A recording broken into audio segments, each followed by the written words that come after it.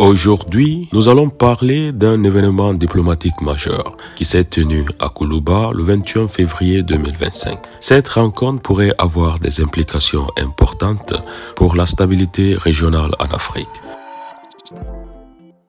Le président de la transition malienne, le général Assimi Goïta, a reçu en audience un émissaire de son Excellence Félix Antoine Tshisekedi Tshilombo, le président de la République démocratique du Congo.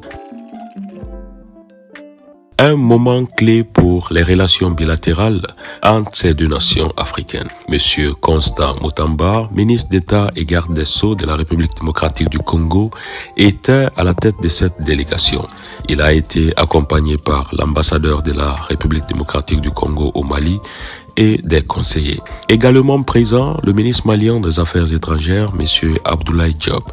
Mais qu'ont discuté ces hauts dignitaires? Bien que peu de détails ont été révélés, on apprend que cette visite s'inscrit en réaction à la situation préoccupante dans l'est de la République démocratique du Congo, notamment à Goma, où le mouvement rebelle M23 continue de menacer la stabilité de la région.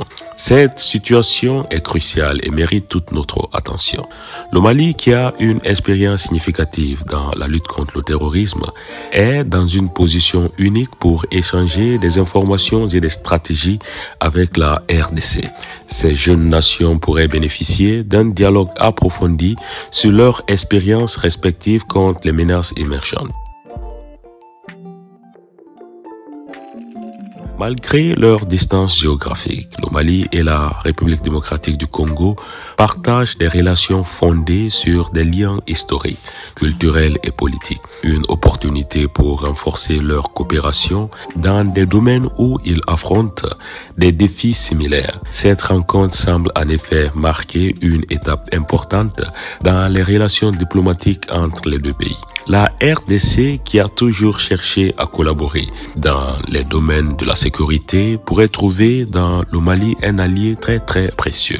Le mouvement M23 ne fait pas que menacer la RDC. Il a des répercussions sur toute la région du Grand Lac. La stabilité accrue au Mali pourrait influencer positivement la dynamique sécuritaire de l'Est du Congo et au-delà.